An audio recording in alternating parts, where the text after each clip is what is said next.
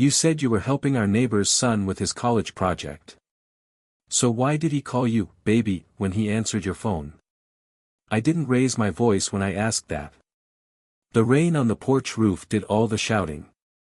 It drummed hard enough to blur the edges of our street, the wet asphalt shining like a mirror that didn't want to look at us. She stood 3 steps down, arms wrapped around herself, and I could see the sentence she wanted to say, "It's not what you think," cue up behind her teeth and then decide not to come out. My name is Andrew. I fix things for a living, mostly air conditioners and the kind of appliances that only break on holidays. I like problems with parts, bolts, and manuals. I like knowing that if something rattles, you can find the rattle. That confidence dies slowly in a marriage. You keep listening, keep tightening, keep wiping a clean rag across a clean surface, and swear you're doing something. Across our driveway lives Beth, who is 75 and calls everyone sweetheart, even raccoons. After her daughter moved away, it was just her and her grandson, Tyler, who started staying there most weeks to help out while finishing community college. Good kid, Beth would say. Quiet. Always offers to carry groceries. He cut our hedge once without being asked and waved off the 20 I tried to press in his hand. I liked him. We all did. My wife, Laura, liked him too. She called him Buddy. She told him to take leftovers. She talked to him about scholarships and majors and how the world didn't look like the catalogs promised. He needs a stable family in his line of sight, she told me once. That's all. And I nodded, because a person pointing to kindness is usually pointing to something worth seeing. When I bought a used sedan last spring, the first car in years that didn't stall when a bird sneezed, Tyler asked if he could learn to change the oil. I said sure. We set the jack stands, cracked the drain bolt, and had a good hour under the chassis. You know the kind of hour I mean, simple, useful, quiet. Laura brought out lemonade and teased us about looking like a commercial. She laughed, and all I felt was the good ache of an ordinary day done right. The first odd thing wasn't a secret text or a late return. It was a tone. Laura started using the voice you use for kittens around Tyler, soft, bright on the edges. You're doing great, she'd say when he carried mulch. You've got this, when he parallel parked at the curb and tapped the brake too hard. I told myself it was maternal. The boy's mother was 3 states away, we were the porch he could see from his own. Then days stacked on days, and the small oddnesses started leaving fingerprints. Laura started going out for a walk right when Tyler would pull up from class. She asked me twice in 1 week if I needed anything from the hardware store and came back with nothing but a receipt for coffee across town. He began to knock on our door when she was home and text me when she wasn't. Is Laura around? Wanted to ask about that essay. I never thought much of it. If you're not looking for a pattern, you'll call it polka dots. One Saturday, I replaced the front brake pads on the sedan in the driveway. Laura came out with iced tea and said she'd offered to help Beth move boxes in the attic. Half an hour later, Tyler pulled up, saw me under the wheel well, and waved.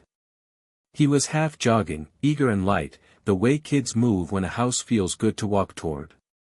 Need a hand? He asked. I'm good, I said. Go help Beth. He jogged up the steps and let himself in with the key Beth keeps under the frog statue. 10 minutes later, I heard laughter, not Beth's. I told myself Laura must have popped over to help. True enough, I told myself. We're all neighbors here. The next Wednesday Laura left her phone on the kitchen island when she ran out to grab a package off the porch. It buzzed. I glanced. A preview flashed, Tyler, you coming? Got the notes. Then another, before I could decide whether to look away, Tyler, you're the best, baby. The last word burned like touching the wrong end of a soldering iron. By the time she walked back in with the box, I was rinsing my hands at the sink, staring at the water like it might say something. I didn't mention it. I told myself it was a silly nickname. People younger than us throw endearments like confetti. I could feel the shape of the conversation I should have, and I could also feel every argument I'd ever fumbled. So I waited. There are entire lives that happen because someone waited. That weekend, Beth knocked on our door with a plate of lemon bars and a nervous tilt to her smile. "Sweetheart," she said to Laura, "I'm going to my sister's overnight. Would you mind giving Tyler a lift to the library later? His car is acting up." She looked at me. "Or Andrew can, of course."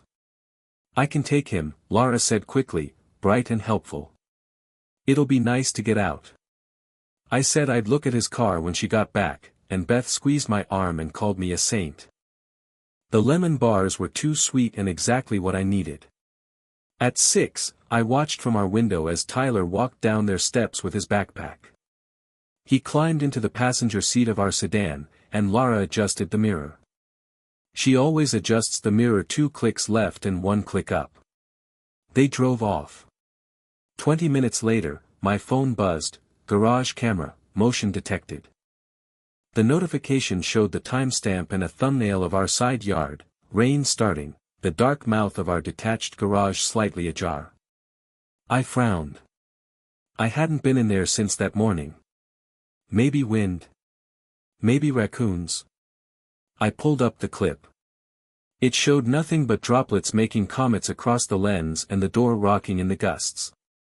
I told myself I was being silly. An hour passed. Then 2. It doesn't take 2 hours to drop someone at a library 10 minutes away. I called Laura. No answer. I called Beth to ask if she'd heard from Tyler. She didn't pick up either, probably at her sister's, gossiping about relatives like people do when they love each other and need to take turns. At 9:30, Laura came home, hair damp. She set the keys on the hook and kissed my cheek the way someone kisses a sleeping baby, soft, performed, already stepping away. "How's Beth's car?" she asked. "Haven't looked," I said. "How's the library?" "Packed," she said, rolling her eyes. We ended up getting pizza. "Want a slice?" The way she did not look at me when she said we felt like sitting in a cold bath. I said I wasn't hungry. When she went upstairs to shower, I went out to the garage. There are 3 doors on our garage, the big roll-up, the side door that sticks, and the back door we never use. The side door had fresh scratches around the latch. Not theft marks, not prying, just slippage, like a key you don't use often and hands that move too quickly. Inside, on the workbench, a thin film of sawdust patterned a rectangle where something had been set down and then lifted, about the size of a laptop. I stood there longer than I needed to. Mechanics like puzzles.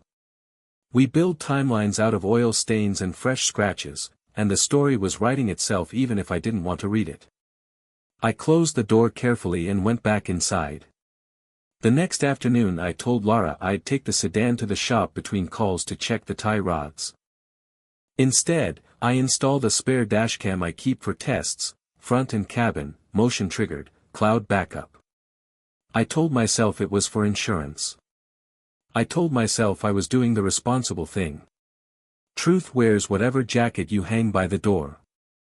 That evening Beth texted from her sisters to ask if I'd looked at Tyler's car. I said I'd swing by in the morning.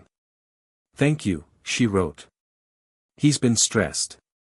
You two have been so kind. I don't know what we'd do without you." I put my phone down and looked at the ceiling. The paint above our couch has a hairline crack that curves like a river. I hadn't noticed it until that night. After you notice a crack, you see it every time you sit there. The camera caught the first clip the next day at 12:11 p.m. Laura slid into the driver's seat. A minute later, Tyler climbed in. He wore a hoodie, pushed back slightly because he runs hot, even in spring. "Thanks," he said. The camera doesn't do audio well when the blower is on, but he leaned toward Laura with the casual closeness of someone whose body thinks this is safe. They drove, not to the library, but to the far end of the park, where the path ducks under the trees near the creek and couples sit close and pretend they aren't pretending. They didn't kiss. They didn't touch in ways you can tape measure. They talked.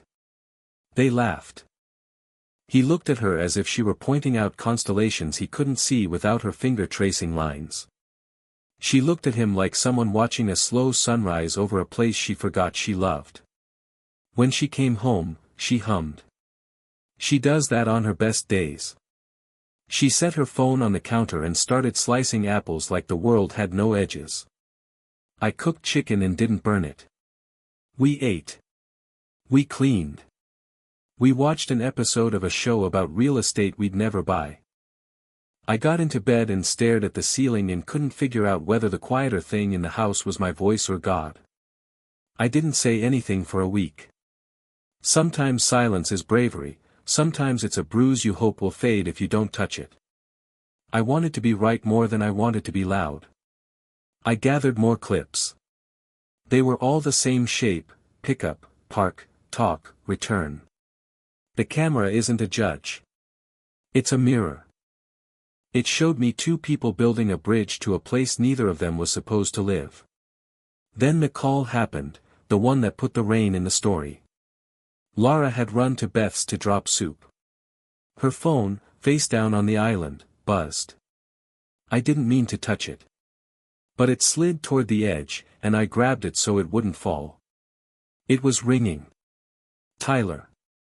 I didn't answer. The call hung, then rang again, and without thinking, my thumb hit the green button like it belonged to a reflex I didn't own. "Hey, baby," he said. "You close?" I didn't speak. I didn't have to. He heard the way air feels when a room realizes it's not the one he expected. "Hello," he said, voice shrinking. "Laura?" I ended the call. I put the phone down like it was a live wire. When Laura walked in and saw my face, her eyes scanned the counter, found the phone, found the missed call, found the shape of the truth and decided to sit down for it. "You said you were helping our neighbor's son with his college project," I told her on the porch under the rain. "So why did he call you, baby, when he answered your phone?" She closed her eyes. She didn't deny it. The truth is a dog that doesn't heal once it learns its name. "I'm sorry," she said quietly. "I should have." "What?" I asked. "Should have told me first. Should have told him not to call you that. Should have remembered that you're married to someone who fixes things and hears rattles." "I should have stopped," she said, the words as small as a bead slipping off a string. "We didn't scream. I didn't throw the phone into the yard." She didn't blame me for working too much or loving tools more than poetry. We stood there and let the rain cool everything that wanted to burn. "Here's what happens now," I said, not because I wanted control, but because I wanted a hallway with lights that come on when you walk. No more meetings. No more messages. We tell Beth, not details, just that boundaries got confused and need to be rebuilt. We get a counselor. We separate finances until this is something we can name without lying. And you don't ride alone with him again. Ever. She nodded, shivering, rain and shame braiding into something I didn't want to touch or label. "Okay," she said. "Okay." We told Beth the next afternoon. She listened with her weathered hands folded over the arm of her chair, eyes bright with the kind of disappointment that comes with age, gentle, large, knowing it's not the first storm and won't be the last. "I love you both," she said. "He's young. You're grown. Everyone has to learn what doors are for." That night, Tyler left a note on our mailbox: "I'm sorry. I didn't mean to make trouble. I'll keep my distance." I believed him. I also believed in Gates. For a month, we did the work. Counseling on Tuesdays, where the counselor asked what this gave Laura. "Attention," she said, without blinking. "The kind that looks at you like you're the only lamp on in the room." I tried to be anger and found I was mostly grief. We drew maps of our days and tried to find the places we lost each other. I stopped being a ghost after dinner and started asking questions that weren't about bolts and warranty dates. She started putting her phone in a drawer at 8. We were clumsy and honest and, for a time, better. Then Beth's sister fell ill, and Beth left for 2 weeks. The night before she left, she hugged Lara for too long and told me to watch my own heart like it was a child running near a road. After Beth's taillights turned the corner, the street felt bigger and smaller at the same time. 3 nights later, the garage camera dinged again. Motion detected. I opened the feed. The side door stood open. Rain feathered the light. The sedan's cabin light blinked off and then on, like a breath. I stepped into my shoes and went out in pajamas, the way you go see what animal is in your trash cans when you already know it's a raccoon. Lara sat in the driver's seat, hands at 10 and 2, eyes on the windshield. Tyler stood outside the open passenger door, hood up, rain finding his shoulders. He was crying. Real crying, the kind you don't let anyone see if you can help it. When he saw me, he stepped back like a shadow learning it has weight. I told him to come say goodbye, Lara said, voice steady but pointed at me like a question about my capacity to be gentle. He's leaving for his mom's in the morning. He wanted to apologize in person. I looked at Tyler. You already did, I said. We got your note. He nodded, a small admission of having misjudged how many times redemption fits in a week. I didn't mean, he started, and stopped, because endings are hard to write when you're young and you've just discovered your heart is not an instrument you can play without hurting your hands. I stood there long enough for my shirt to paste itself to my back. Then I said the only true thing I had left that didn't require a courtroom. It's time to go home, I told him. And it's time for us to go inside. He nodded. He wiped his face with the heel of his palm like a kid who doesn't understand how salt works. He backed toward Beth's driveway, still looking at Lara like a dog checking whether it's allowed to follow. It wasn't. He went inside. The garage door squealed as I pulled it down, and for a second, the world made a sound I could fix. Inside, in the kitchen, Lara poured 2 cups of tea like it was winter and we were old and this was just weather. I wasn't going to run, she said, not like an alibi, but like a line she wanted to put somewhere between us that wasn't a tripwire. I know, I said, and I did. Not because I trusted what had broken. Because I trusted the part of her that can tell the difference between a cliff and a view. We slept badly. In the morning, I watched from the window as Tyler loaded a duffel into his trunk and drove away. He didn't look over. I didn't wave. Not all goodbyes involve hands. Weeks turned into the kind of summer you don't photograph because you're too busy repairing quiet things. We went to counseling. We ate at the diner and invited Silence to sit at the booth with us like a friend we were training to be better behaved. We mowed both lawns while Beth was gone and didn't tell her, because some kindnesses do their work when they're invisible. Then Beth came home, hugged us, and said she'd like a word with Lara on the porch. I watched through the screen door as they sat, knees nearly touching, like 2 people stitching fabric that tears where it is most loved. Beth cried. Lara cried. Old women give gifts younger women don't know are gifts until later. Boundaries and blessings wear the same coat if you're not squinting. There is no twist ending here where someone runs, or a text destroys what we rebuilt, or I discover a second secret in a hidden folder. There is a slower ending, which is the only kind worth living with. We did not forget, we remembered differently.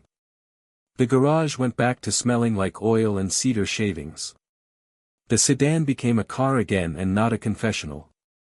Tyler visited Beth twice at Christmas and waved from the curb. We waved back. Lara and I learned to say I feel without stapling it to so you must. Small, boring miracles. Sometimes I catch Lara looking across the street when the sun hits Beth's window. She looks the way people do when they're reading a book they loved and noticing the parts they skimmed because they were impatient to get to the cliffhanger.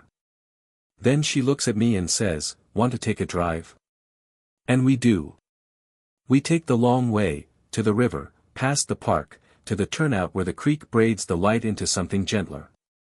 We park, talk about nothing and everything, and look straight at each other without carrying a younger person's star map between us.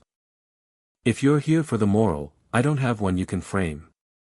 I have something smaller and harder. Care is not a currency you spend with people who are starving for it. If you're going to help a neighbor's son, you put the guardrails up before the road curves. If you're going to build a marriage, you don't wait for the rattle to get loud enough to scare the dog. You find it when it first hums. The night it rained hardest, when I asked that line on the porch, I thought the sound I heard was something breaking. Turns out it was also something beginning, the thin, sturdy noise of two people deciding whether they still wanted to learn how to be married to the same person at the same time. We did. Not because we are saints. Because it was the next right thing, one small fix at a time. And if you're listening to this on a screen while your own house is too quiet, know this: you're allowed to insist on fences without being cruel. You're allowed to forgive without inviting the same fire back in. You're allowed to say, I see the rattle. Let's find it together, and if the other person won't come to the garage, you're allowed to fix what's yours and leave the door open only as wide as wisdom says. When the rain stopped, our street smelled like pennies and pine. I stepped off the porch and looked up. The sky over Beth's house had that washed blue look clouds get when they've forgiven themselves. I went back inside, found Laura in the kitchen watching the kettle, and said, "Want to drive to the river?" She smiled the way she used to when a map was a promise, and we went, not away from anything, and not toward a perfect thing. Just forward, together, in a car that finally sounded like itself.